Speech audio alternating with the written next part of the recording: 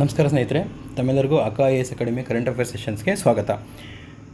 ಕಳೆದ 3 ದಿನಗಳಿಂದ ಪತ್ರಿಕೆಗಳಲ್ಲಿ ಬಹು ಚರ್ಚೆಯ ವಿಷಯ ಆಗಿರ್ತಕ್ಕಂಥ ಜೆನೆಟಿಕಲಿ ಮಾಡಿಫೈಡ್ ಕ್ರಾಪ್ಸ್ ಈ ವಿಷಯ ಚರ್ಚೆಯಲ್ಲಿದೆ. ಕಾರಣ, ನಮಗೆ ನಾವು ಭಾರತದಿಂದ ಯುರೋಪಿಯನ್ ಯೂನಿಯನ್ ರಾಷ್ಟ್ರಗಳಿಗೆ ನಾವು ಎಕ್ಸ್ಪೋರ್ಟ್ ಮಾಡಿದ್ವಲ್ಲ ಅಕ್ಕಿ, ಸುಮಾರು 500 ಟನ್ ಅಕ್ಕಿಯನ್ನು ಯುರೋಪಿಯನ್ ಯೂನಿಯನ್ನವರು ಅದು ಜೆನೆಟಿಕಲಿ ಮಾಡಿಫೈಡ್ ಆಗಿದೆ ಅಂತೇಳಿ ಅನ್ನೋ ಕಾರಣ ಕೊಟ್ಟು ನಾವು ಭಾರತದಿಂದ ಕಳಿಸಿರ್ತಕ್ಕಂತಹ ಪೂರ್ತಿ ಅಕ್ಕಿಯನ್ನು ಅವರು ರಿಜೆಕ್ಟ್ ಮಾಡಿದ್ದಾರೆ.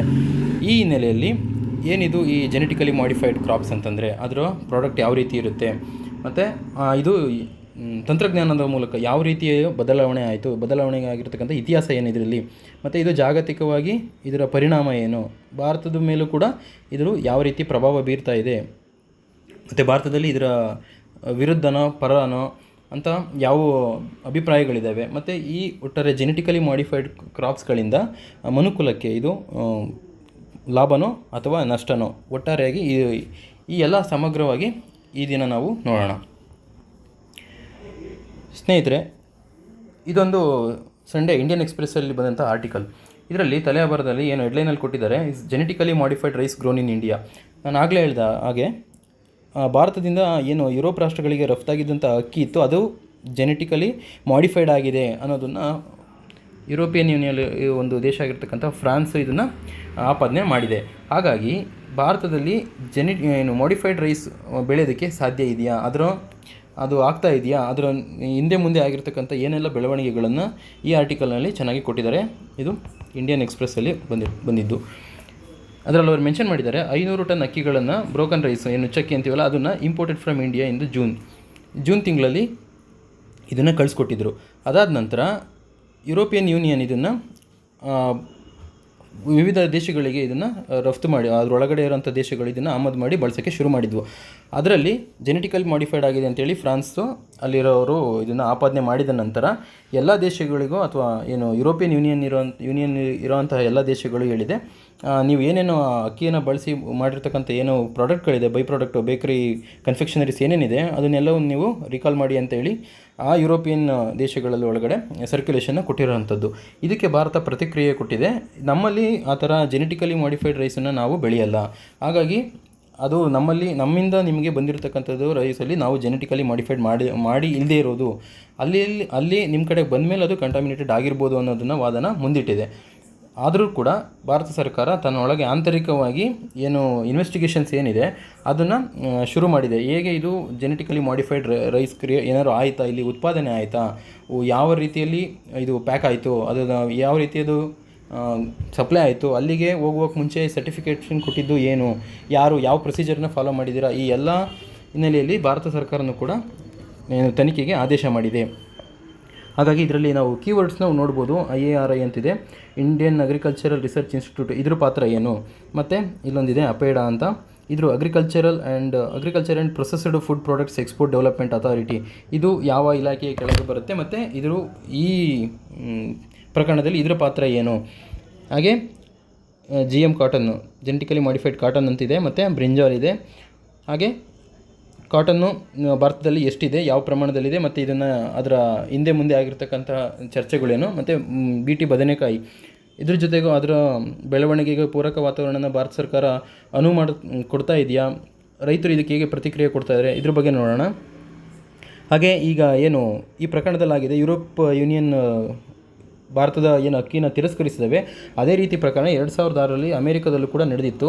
ಅಲ್ಲಿ ಅಮೇರಿಕಾ ಆವಾಗ ಅಕ್ಕಿನ ರಷ್ಯಾ, ಜಪಾನ್ ಮತ್ತು ಅದೇ ಯುರೋಪಿಯನ್ ಯೂನಿಯನ್ಗೆ ರಫ್ತು ಮಾಡಿತ್ತು. ಆವಾಗಲೂ ಕೂಡ ಇದೇ ಕಾರಣವನ್ನು, ಜೆನೆಟಿಕಲಿ ಮಾಡಿಫೈಡ್ ನೀವು ರೈಸ್ನ ನಮಗೆ ಕಳಿಸಿದ್ದೀರಾ ಅಂತ ಕಾರಣ ಕೊಟ್ಟು ಈ 3 ದೇಶಗಳು ಕೂಡ ಅದನ್ನು ತಿರಸ್ಕರಿಸಿದ್ವು, ಆ ಪ್ರಾಡಕ್ಟ್ನ ರಿಜೆಕ್ಟ್ ಮಾಡಿದ್ರು. ಅದರ ಡ್ಯಾಮೇಜ್ ಲಾಸ್ ಅಂತೇಳಿ ಸುಮಾರು $750 ಮಿಲಿಯನ್ ಜರ್ಮನ್ನ ಒಂದು ಕಂಪನಿಯಾದಂತಹ ಬೇಯರ್ ಇದು ಕಟ್ಕೊಟ್ಟಿತ್ತು. ಸೊ ಹಾಗಾಗಿ ಭಾರತಕ್ಕೂ ಕೂಡ ಈ ಪ್ರಕರಣ ಒಂದು ಪ್ರಮುಖವಾಗಿ ಇದನ್ನು ಸಾಲ್ವ್ ಮಾಡಲೇಬೇಕಾಗಿದೆ, ಮತ್ತು ಮುಂದೆ ಈ ರೀತಿ ಆಗದೇ ಇರೋ ಥರ ಭಾರತ ಕ್ರಮ ತೆಗೆದುಕೊಳ್ಳಲೇಬೇಕಾಗಿದೆ. ಯಾಕೆ ಅಂತಂದರೆ ಇದು ವಾಣಿಜ್ಯ ವಹಿವಾಟಿನ ಸಂಬಂಧವನ್ನು ಇದು ಕೆಡಿಸಬಹುದು, ಭಾರತದ ಮೇಲೆ ಇತರೆ ರಾಷ್ಟ್ರಗಳು ಇಟ್ಟಿದ್ದಾವಲ್ಲ ನಂಬಿಕೆನ, ಇದು ಧಕ್ಕೆ ಉಂಟಾಗ್ಬೋದು. ಹಾಗಾಗಿ ಭಾರತ ಇದ್ರ ಬಗ್ಗೆ ಸಮಗ್ರವಾಗಿ ತನಿಖೆ ನಡೆಸಿ ಇದರ ವರದಿಯನ್ನು ಇದು ಜಗತ್ತಿನ ಮುಂದೆ ಇಡಲೇಬೇಕಾಗಿದೆ. ಹಾಗೆ ಏನು ಈ ಜೆನೆಟಿಕಲಿ ಮಾಡಿಫೈಡ್ ಟೆಕ್ನಾಲಜಿ ಅಂತ ಏನು ಮಾತಾಡ್ತಾ ಇದ್ದೀವಿ, ಏನು ಇದು ಹಾಗಾದರೆ ಇದನ್ನು ನೋಡೋದಾದರೆ ನೋಡಿ, ಯಾವುದಾದ್ರೂ ಒಂದು ಪ್ರಕೃತಿ ದತ್ತವಾಗಿರ್ತಕ್ಕಂಥ ಯಾವುದಾದ್ರೂ ಒಂದು ಪದಾರ್ಥ, ಉದಾಹರಣೆಗೆ ಯಾವುದೋ ಒಂದು ಟೊಮ್ಯಾಟೊ. ಈ ಟೊಮ್ಯಾಟೊನ ನಾವು ನ್ಯಾಚುರಲಾಗಿ ಸುಮಾರು ಶೆಲ್ಫ್ ಲೈಫ್ ಏನಂತ ಕರಿತೀವಿ, ಇದರ ಅವಧಿ ಒಂದು 2 days ಇರುತ್ತೆ. ಇದು ನ್ಯಾಚುರಲ್ ಆಗಿರ್ತಕ್ಕಂಥದ್ದು, ಮತ್ತು ಬೇಗ ಇದೊಂದು ಪೆರಿಷಬಲ್ ಗೂಡ್ಸ್ ಆಗಿರೋದ್ರಿಂದ ಬೇಗ ಕೊಳ್ತೋಗೋ ಚಾನ್ಸಸ್ ಜಾಸ್ತಿ ಇರುತ್ತೆ. ನಮಗೆ ಇದೇ ಟೊಮ್ಯಾಟೊ ನಮಗೆ 15 ದಿನಗಳ ಕಾಲ ಇದರ ಶೆಲ್ಫ್ ಲೈಫ್ನ ಎಕ್ಸ್ಟೆಂಡ್ ಮಾಡೋಕ್ಕೆ ಸಾಧ್ಯನಾ? ಖಂಡಿತ ಸಾಧ್ಯ ಇದೆ. ಇದರ ಬಣ್ಣ ಮತ್ತು ರುಚಿನ ಬದಲಾಯಿಸ್ಬೋದಾ? ಅದು ಕೂಡ ಸಾಧ್ಯ ಇದೆ. ಅದು ಯಾವ ತಂತ್ರಜ್ಞಾನ ಅಂತಂದರೆ ಇದೆ ಈ ಜೆನೆಟಿಕಲಿ ಮಾಡಿಫೈಡ್ ಟೆಕ್ನಾಲಜಿ ಮೂಲಕ ಇದು ಖಂಡಿತ ಸಾಧ್ಯ ಇದೆ. ಯಾವ ರೀತಿ ಅಂತಂದರೆ, ಉದಾಹರಣೆಗೆ ಇದು ಯಾವುದೋ ಪ್ರಕೃತಿಯಲ್ಲೇ ಸಿಗ್ತಕ್ಕಂಥ ಒಂದು ಬ್ಯಾಕ್ಟೀರಿಯಾ, ಯಾವುದೋ ಒಂದು ಸಾಯಿಲ್ ಬ್ಯಾಕ್ಟೀರಿಯಾ ಇರುತ್ತೆ. ಈ ಬ್ಯಾಕ್ಟೀರಿಯಾದಲ್ಲಿ DNA ಏನಿರುತ್ತೆ, ಆ DNA ಒಳಗಡೆ ಕೆಲವು ಏಜ್ ಆಗದೇ ಇರೋ ಥರ, ಏಜ್ ಫ್ಯಾಕ್ಟರ್ನ ಮುಂದೂಡೋ ಥರದಲ್ಲಿ ಯಾವುದಾದ್ರೂ ಒಂದು ಇದು ಸಿಗ್ಬೋದು. ಈ ಜೀನ್ಸ್ನ ನಾವು ಸೈಂಟಿಸ್ಟ್ ಫೈಂಡ್ ಔಟ್ ಮಾಡಿದ ಮೇಲೆ ಇದನ್ನು ಸಿಂಥಸೈಸ್ ಮಾಡಿ ಈ ಪರ್ಟಿಕ್ಯುಲರ್ ಈ ಏಜಿನ್ ಫ್ಯಾಕ್ಟ್ರಿನ ಮುಂದೂಡೋ ಅಂತಹ ಜೀನ್ಸ್ನ ಇದನ್ನು ತೆಗೆದು ಟೊಮ್ಯಾಟೊ ಒಳಗಡೆ ಇರೋಂತಹ ಸೆಲ್ಸ್ಗೆ ಅದನ್ನು ಇನ್ಸರ್ಟ್ ಮಾಡಿ ಇದ್ರ ಮೂಲಕ ಏನು ನಾವು CRISPR-9 ಅಂತಲೂ ಕರಿತೀವಿ, ಇದನ್ನು DNA ಕಟಿಂಗ್ ಟೆಕ್ನಾಲಜಿ ಅಂತ ಕರಿತೇವೆ. ಇದ್ರ ಮೂಲಕ ಇದರೊಳಗನ್ನು ಸೇರಿಸಿದರೆ ಆ ಮುಂದೆ ಬಿಡ್ತಕ್ಕಂಥ ಏನು ಟೊಮ್ಯಾಟೊ ಇದೆಯಲ್ಲ, ಇದರ ಶೆಲ್ಫ್ ಲೈಫು ಖಂಡಿತವಾಗ್ಲೂ ಇದು ಹೆಚ್ಚಾಗುತ್ತೆ, ಮತ್ತು ಬೇಗ ಕೊಳೆತೋಗ್ತಿದ್ದಂತಹ ಪದಾರ್ಥ ಇನ್ನೂ ಗಟ್ಟಿಯಾಗಿರುತ್ತೆ, ಮತ್ತು ನಾವು ತುಂಬ ದಿವಸದವರೆಗೂ ಇದನ್ನು ಬಳಸ್ಬೋದು. ಹಾಗೆ ಇದರ ಬಣ್ಣ, ರುಚಿ ಎಲ್ಲವೂ ಕೂಡ ಇಲ್ಲಿ ಬದಲಾವಣೆ ಮಾಡೋಕ್ಕೆ ಈ ತಂತ್ರಜ್ಞಾನದ ಮೂಲಕ ಖಂಡಿತ ಸಾಧ್ಯ ಇದೆ. ಹಾಗಾಗಿ ಇದು ಈಗ ಏನು ಆಹಾರ ಸಮಸ್ಯೆ ಏನಿದೆ ಅದಕ್ಕೆ ಇದೆಲ್ಲದಕ್ಕೂ ಪರಿಹಾರ ಅಂತೇಳಿ ಈ ಟೆಕ್ನಾಲಜಿನ ಹೆಚ್ಚಾಗಿ ಸೈಂಟಿಸ್ಟು ನಂಬಿದರು, ಮತ್ತು ಇದರ ಮೇಲೆ ಹಲವಾರು ಕೆಲಸಗಳು ಇನ್ನೂ ನಡೀತಾ ಇದ್ದಾವೆ. ಸೊ ಈ ಟೆಕ್ನಾಲಜಿ ವರ್ಕ್ ಆಗುವ ಒಂದು ಸಿಂಪಲ್ ಆಗಿರುವಂಥದ್ದು. ಮತ್ತು ಇದರ ಹಿಸ್ಟ್ರಿನ ನಾವು ನೋಡೋದಾದರೆ ಸುಮಾರು ನೋಡಿ, ಕ್ರಿಸ್ತಪೂರ್ವ 8,000 ವರ್ಷಗಳಿಂದನೂ ಕೂಡ ಮಾನವನಿಗೆ ಕೃಷಿ ಅನ್ನೋದು ತಿಳಿದಿದ್ದ ವಿಚಾರ. ಆತ ಒಂದು ಬೇಟೆ ಆಡ್ತಿದ್ದ, ನಂತರ ಆತ ಒಂದೇ ಕಡೆ ನೆಲೆಸಿ ನಿಧಾನಕ್ಕೆ ಕೃಷಿಗೆ ಚಟುವಟಿಕೆಗಳಿಗೆ ಕೈ ಹಾಕ್ತಾ, ಅದಾದ ನಂತರ ಆತ ಭತ್ತ ಬೆಳೆದ, ಕಬ್ಬು ಬೆಳೆದ, ಹತ್ತಿ ಬೆಳೆದ, ಎಲ್ಲದನ್ನು ಶುರು ಮಾಡಿದ ನಿಧಾನಕ್ಕೆ. ಅವೆಲ್ಲವೂ ಕೂಡ ಪ್ರಕೃತಿಯಲ್ಲಿ ಸಿಗ್ತಿದ್ದಂತಹ ನೈಸರ್ಗಿಕವಾಗಿರ್ತಕ್ಕಂಥದ್ದು. ಅದರಲ್ಲಿ ಯಾವುದೇ ರೀತಿಯ ಅಡಲ್ಟ್ರೇಷನ್ನು ಮತ್ತು ಮಾಡಿಫಿಕೇಷನ್ನು ಯಾವುದೇ ರೀತಿ ಇರಲಿಲ್ಲ. ಇದು ಮುಂದೆ ಬರ್ತಾ ಬರ್ತಾ ಸುಮಾರು ನಾವು 1866 ಗ್ರೆಗೋರ್ ಮೆಂಡಲ್ ಇವರನ್ನು ನಾವು ಫಾದರ್ ಆಫ್ ಜೆನೆಟಿಕ್ಸ್ ಅಂತ ಕರಿತೀವಿ. ಇವರು ಬಟಾಣಿ ಗಿಡಗಳ ಮೇಲೆ ಒಂದು ಪ್ರಯೋಗನ ಮಾಡಿ ಅದರಲ್ಲಿ ವಿವಿಧ ರೀತಿಯ ಗಾತ್ರದ ಬಟಾಣಿ ಗಿಡಗಳನ್ನು ಇವರು ಪಡಿತಾರೆ. ಇವರೊಬ್ಬರು ಚರ್ಚ್ ಫಾದರ್ ಆಗಿದ್ದಂಥವ್ರು. ಆಸ್ಟ್ರಿಯಾ ದೇಶದಲ್ಲಿ ಆ ಚರ್ಚ್ ಪ್ರಿಮಿಸಿಸಲ್ಲಿ ಇವರು ಈ ಪ್ರಯೋಗನ ಮಾಡ್ತಾರೆ. ಮೊದಲನೇ ಬಾರಿಗೆ ಈ ಜೆನೆಟಿಕ್ಸಿಗೆ ಸಂಬಂಧಪಟ್ಟಿರ್ತಕ್ಕಂಥ ಏನು ಪ್ರಯೋಗಕ್ಕೆ ಕೈ ಹಾಕಿದಂಥ ವ್ಯಕ್ತಿ ಈ ಗ್ರೆಗೋರ್ ಮೆಂಡಲ್. ಆದ್ದರಿಂದ ಇವ್ರನ್ನ ಫಾದರ್ ಆಫ್ ಜೆನೆಟಿಕ್ಸ್ ಅಂತಲೂ ಕರಿತೀವಿ. ನೆಕ್ಸ್ಟು ಇದು ಮುಂದುವರೆದು 1922 ಫಸ್ಟ್ ಹೈಬ್ರಿಡ್ಡು ಕಾರ್ನ್ನ ಬೆಳಿತೀವಿ. ಅದಾದ ನಂತರ ನೆಕ್ಸ್ಟು 1940 ಏನು ಕೃಷಿಕರು ಇರ್ತಾರೆ, ಆ ಬೆಳೆಗಾರರು ಏನು ಮಾಡ್ತಾರೆ, plant breeders, they learn to use radiations or chemicals to randomly change in organisms in DNA. ಏನು ಮಾಡ್ತಾರೆ, ಅವರು ಈ ಫಾರ್ಮರ್ಸ್ ಇರ್ತಾರಲ್ಲ, ಇವರು ಏನು ಬೆಳೆಗಳನ್ನ ಹಾಕಿರ್ತಾರೆ ಅದಕ್ಕೆ ವಿವಿಧ ರೀತಿಯಾಗಿರ್ತಕ್ಕಂಥ ರೇಡಿಯೇಷನ್ಸ್, ವಿಕಿರಣಗಳಿಗೆ ಅವರು ಒಡ್ಡುತ್ತಾರೆ, ಮತ್ತು ಡಿಫ್ರೆಂಟ್ ಆಗಿರೋ ಕೆಮಿಕಲ್ಸ್ನ ಯೂಸ್ ಮಾಡ್ತಾರೆ. ಅದರಿಂದ ಆ ಗಿಡಗಳಲ್ಲಿರತಕ್ಕಂಥ DNA ರ್ಯಾಂಡಮ್ ಆಗಿ ಚೇಂಜ್ ಆಗೋಕ್ಕೆ ಕಾರಣ ಆಗುತ್ತೆ. ಆ DNA ಚೇಂಜ್ ಆಗಿರೋ ಪರಿಣಾಮ ಏನಾಗುತ್ತೆ ಅಂತಂದರೆ ಅದರ ಹೂವು, ಹಣ್ಣು, ಅದರಲ್ಲೆಲ್ಲದೂ ಕೂಡ ಬದಲಾವಣೆ ಆಗೋಕ್ಕೆ ಶುರುವಾಗ್ತಾ ಹೋಗುತ್ತೆ. ಹೆಚ್ಚಾಗಿ ಕೆಮಿಕಲ್ಸ್ನ ಶುರು ಮಾಡ್ತಾರೆ. ಅದರಿಂದ ಕೆಮಿಕಲ್ಸನ್ನು ನಾವು ಬಳಸಿ ನಾವು ನಮಗೆ ಬೇಕಾಗಿರ್ತಕ್ಕಂಥ ಪದಾರ್ಥನ ಬೆಳಿಬೋದು, ಬೇಕಾಗಿರ್ತಕ್ಕಂಥ ರೀತಿಯಲ್ಲಿ ನಾವು ಬೆಳಿಬೋದು ಅನ್ನೋದನ್ನು 1940 ಇದರಲ್ಲಿ ಯಾವುದೇ ರೀತಿ ಈ ಥರ ಕ್ರಿಟಿಕಲ್ ಟೆಕ್ನಾಲಜಿನ ಯೂಸ್ ಮಾಡ್ತಿಲ್ಲ. ಡೈರೆಕ್ಟಾಗಿ ನಾವೇನು ಗೊಬ್ಬರ, ಔಷಧಿ ಹಾಕ್ತೀವಲ್ಲ ಅದನ್ನು ಮೊದಲನೇ ಬಾರಿಗೆ 1940 ಪ್ರಯೋಗ ಮಾಡ್ತಾರೆ. ಆವಾಗಲೂ ಕೂಡ ಅವರಿಗೆ ಬೇಕಾಗಿರ್ತಕ್ಕಂಥ ಡಿಸೈರ್ಡ್ ಪ್ರಾಡಕ್ಟ್ನ ಅವರು ತೆಗಿತಾರೆ. ನೆಕ್ಸ್ಟು 1953 ಜೇಮ್ಸ್ ವ್ಯಾಟ್ಸನ್ ಮತ್ತು ಫ್ರಾನ್ಸಿಸ್ ಕ್ರಿಕ್ ಇವರು DNA ಮಾಡೆಲ್ನ ಈಸಿಯಾಗಿ ಗೊಳಿಸ್ತಾರೆ. DNA ಮಾಡೆಲು ಈ ರೀತಿ ಇರುತ್ತೆ, ಇದ್ರ ಸ್ಟ್ರಕ್ಚರ್ ಈ ರೀತಿ ಇರುತ್ತೆ, ಇದರಲ್ಲಿ ATP ಇರುತ್ತೆ ಅನ್ನೋದನ್ನು ಇವರು ತೋರಿಸ್ಕೊಡ್ತಾರೆ. ಸೊ ಹಾಗಾಗಿ DNA ಟೆಕ್ನಾಲಜಿಗೆ ಇವರು ಅದನ್ನು ಓಪನ್ ಅಪ್ ಮಾಡ್ತಾರೆ. ಹಾಗಾಗಿ ನಾವು DNA ಎಲ್ಲಿ ಕಟ್ ಮಾಡ್ಬೋದು ಅನ್ನೋದಕ್ಕೆ ಇವರು ಮುನ್ನುಡಿನ ಬರೀತಾರೆ. DNA ಟೆಕ್ನಾಲಜಿ ಇಲ್ಲಿಂದ ಶುರುವಾಗುತ್ತೆ. ಅದನ್ನು ಬಳಸಿ 1973 ಹಾರ್ಬರ್ಟ್ ಬೋಯರ್ ಮತ್ತು ಸ್ಟ್ಯಾನ್ಲಿ ಕೋಹೆನ್ ಅನ್ನೋರು ಮೊದಲನೇ ಬಾರಿಗೆ ಈ ಜೆನೆಟಿಕ್ ಇಂಜಿನಿಯರಿಂಗ್ನ ಪ್ರಯೋಗನ ಮಾಡ್ತಾರೆ 1973ನಲ್ಲಿ. ಅದು ಈಗ ನಾವೇನು ಕರಿತಾ ಇದ್ದೀವಿ ಜೆನೆಟಿಕಲಿ ಮಾಡಿಫೈಡ್ ಅಂತ, ಅದಕ್ಕೆ ಬುನಾದಿಯನ್ನು ಹಾಕ್ಕೊಡುತ್ತೆ. ನೀವು ಇಲ್ಲಿ ನೋಡ್ಬೋದು, ಅಂದಿನ ಏನು ಟೈಮ್ಸು ಪತ್ರಿಕೆ ಇದೆಯಲ್ಲ, ಅಂದಿನ ಕಾಲಕ್ಕೆ ಇದು 1973ನಲ್ಲಿ ಈ ಬಯೋಕೆಮಿಸ್ಟ್ ಯಾರಿದ್ದಾರಲ್ಲ ಅವರನ್ನು, ಈ ಬೋಯರ್ನ ಅವರ ತನ್ನ ಮುಖಪುಟದಲ್ಲಿ ಅದನ್ನು ಪ್ರಕಟಿಸಿತ್ತು. ಅಂದರೆ ಇದು ಈ ಟೆಕ್ನಾಲಜಿ, ಈ ವ್ಯಕ್ತಿ ಮಾಡಿರ್ತಕ್ಕಂಥ ಟೆಕ್ನಾಲಜಿ ಎಷ್ಟು ಪರಿಣಾಮಕಾರಿಯಾಗಿ ಮನುಕುಲಕ್ಕೆ ಒಳ್ಳೆಯದಾಗೋ ರೀತಿಯಲ್ಲಿ ಇದೆ ಅಂತೇಳಿ ಅಂದಿನ ಕಾಲಕ್ಕೆ ಅವರನ್ನು ಅಡ್ವರ್ಟೈಸ್ ಬಂದಿತ್ತಿದ್ದು. ಇಲ್ಲಿ ನೋಡ್ಬೋದು, the boom in genetic engineering ಅನ್ನೋ ಒಂದು ಟೈಟಲ್ನ ಕೊಟ್ಟಿದ್ದಾರೆ ಇಲ್ಲಿ ಹರ್ಬರ್ಟ್ ಬಾಯರ್ ಇವರು. ಸೊ ಈ ಟೆಕ್ನಾಲಜಿನ ಬೆಳೆದ ಮೇಲೆ ನಂತರ 1982ನಲ್ಲಿ ಅಮೇರಿಕಾ ಏನು FDA ಇದೆಯಲ್ಲ, ಫುಡ್ ಡಿಪಾರ್ಟ್ಮೆಂಟ್ ಇದೆಯಲ್ಲ, ಇವರು ಅದನ್ನು ಅಪ್ರೂವ್ ಮಾಡ್ತಾರೆ. GM ಪ್ರಾಡಕ್ಟ್ಸ್ಗಳನ್ನು ದೇಶದಲ್ಲಿ ಅಪ್ರೂವ್ ಮಾಡ್ತಾರೆ. ಅದಕ್ಕೆ ಸರ್ಟನ್ ರೂಲ್ಸ್ ರೆಗ್ಯುಲೇಷನ್ಸ್ನ ಸೆಟ್ ಮಾಡ್ತಾರೆ. ಅದಾದ ನಂತರ 1994ಅಲ್ಲಿ GM ಟೊಮ್ಯಾಟೊ ಡೆವಲಪ್ ಆಗುತ್ತೆ. ಮೊದಲನೇ ಬಾರಿಗೆ ಜೆನೆಟಿಕಲಿ ಮಾಡಿಫೈಡ್ ಟೊಮ್ಯಾಟೋನ ಬೆಳಿತೀವಿ 1994ಅಲ್ಲಿ. ಅದಾದ ನಂತರ ಇದು ಲ್ಯಾಬಲ್ಲಿ ಮಾತ್ರ ಇರುತ್ತೆ, ಲ್ಯಾಬಲ್ಲಿ ಇರೋಂಥದ್ದು, ಇನ್ನೂ ಕನ್ಸ್ಯೂಮ್ಗೆ ಸಿಕ್ಕಿರಲ್ಲ.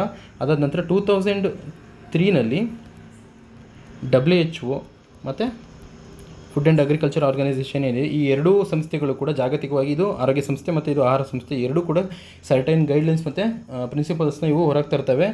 ಅದರಲ್ಲಿ ಜೆನೆಟಿಕಲಿ ಮಾಡಿಫೈಡ್ ಫುಡ್ ಕ್ರಾಪ್ಸ್ಗಳನ್ನು ನಾವು ಯಾವ ರೀತಿ ಬಳಸಬೇಕು ಅನ್ನೋದನ್ನು ಇವರು ಒಂದು ಗೈಡ್ಲೈನ್ಸ್ನ ಬಿಡ್ತಾರೆ. ಸೊ ನಂತರ ನಮ್ಮ ಭಾರತದ ನಾವು ಕಂಟೆಕ್ಸ್ಟಲ್ಲಿ ಮಾತಾಡೋದಾದರೆ, ನಮ್ಮ ಭಾರತದಲ್ಲಿ ಪ್ರಮುಖವಾಗಿ ಏನು GM ಕ್ರಾಪ್ಸ್, ಜೆನೆಟಿಕಲಿ ಮಾಡಿಫೈಡ್ ಕ್ರಾಪ್ಸ್ಗಳನ್ನು ನಾವು ಪ್ರಮುಖವಾಗಿ ಭಾರತ 2002ರಿಂದ ಇದನ್ನು ಅನುಮೋದನೆ ಕೊಟ್ಟಿದೆ. ಕಾರಣ ಏನು ಅಂತಂದರೆ, ಇದಕ್ಕೆ ಮುಂಚೆ ಹತ್ತಿನ ಬೆಳೀತಾಯಿದ್ರು ಅಥವಾ ಬೇರೆ ಎಲ್ಲ ಬೆಳೆಗಳನ್ನು ಬೆಳೀತಾಯಿದ್ರು. ಅದರಲ್ಲಿ ಪ್ರಮುಖವಾಗಿ ಏನು ವಾಣಿಜ್ಯ ಬೆಳೆ ಆಗಿತ್ತಲ್ಲ ಹತ್ತಿ, ಈ ಹತ್ತಿ ಬೆಳೆನ ಬೆಳೆಯುವಾಗ ಏನು 90ಸಲ್ಲಿ ಆ ಟೈಮಲ್ಲಿ ನಮಗೆ ಮೊದಲನೇ ಬಾರಿ ಏನು ನಮ್ಮ ದೇಸಿ ತಳಿ ಗಾಸ್ಪಿಯಮ್ ಅನ್ನೋ ಒಂದನ್ನು ನಮ್ಮದೇ ದೇಶದ ಹತ್ತಿ ತಳಿ ಅದನ್ನು ಅಭಿವೃದ್ಧಿಪಡಿಸಿದ್ರು. ಅದಾದ ನಂತರ ನೆಕ್ಸ್ಟು 1990ಸಲ್ಲಿ ಒಂದು ಮೊದಲನೇ ಬಾರಿಗೆ ಹೈಬ್ರಿಡ್ ತಳಿ ಜಿ ರಿಸ್ಟಮ್ ಅನ್ನೋದನ್ನು ಡೆವಲಪ್ ಮಾಡ್ತಾರೆ. ಇದು ಹೆಚ್ಚು ಪ್ರಚಾರ ಆಯಿತು.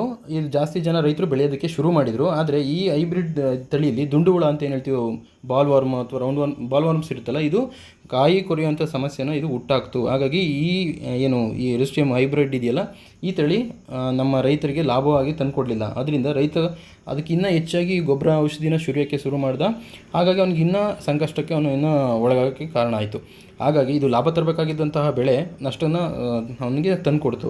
ಹಾಗಾಗಿ ಸರ್ಕಾರ ಏನು ಮಾಡ್ತು, ಸರ್ಕಾರದ ಮೇಲೆ ಕೂಡ ಒತ್ತಡ ಶುರುವಾಯಿತು. ನಮಗೆ ಜೆನೆಟಿಕಲಿ ಮಾಡಿಫೈಡ್ ಅಂದಿನ ಕಾಲಕ್ಕೆ ಆಗಲೇ ಬೇರೆ ಜಗತ್ತಿನ ಬೇರೆ ದೇಶಗಳಲ್ಲಿ ಇದ್ರ ಜೆನೆಟಿಕಲಿ ಮಾಡಿಫೈಡ್ ಕಾಟನ್ನು ತುಂಬ ಬೆಳೀತಾಯಿದ್ರು, ಅದರಿಂದ ರೈತರು ಲಾಭ ಪಡಿತಾಯಿದ್ರು ಅನ್ನೋ ಸುದ್ದಿ ಹಬ್ಬಿತ್ತು. ಆ ಕಾರಣದಿಂದ ನಮ್ಮ ಭಾರತ ಸರ್ಕಾರನೂ ಕೂಡ 2002ರಲ್ಲಿ ಈ ಎಲ್ಲ ಸಮಸ್ಯೆಗೆ BT ಹತ್ತಿನೂ ಕೂಡ ನಮಗೂ ಭಾರತಕ್ಕೂ ಇರಲಿ, ನಮ್ಮ ರೈತರಿಗೂ ಬೆಳೀಲಿ ಅಂತೇಳಿ ಅದನ್ನು ಭಾರತಕ್ಕೆ ಪರಿಚಯ ಮಾಡಿಸಲಾಗುತ್ತೆ. ಇದನ್ನು 3 ವರ್ಷಗಳ ಮೊದಲಿಗೆ 3 ವರ್ಷದ ಇದಕ್ಕೆ ಬೆಳೆಯೋದಕ್ಕೆ ಮಾತ್ರ ಅವಕಾಶ ಕೊಡ್ತಾರೆ.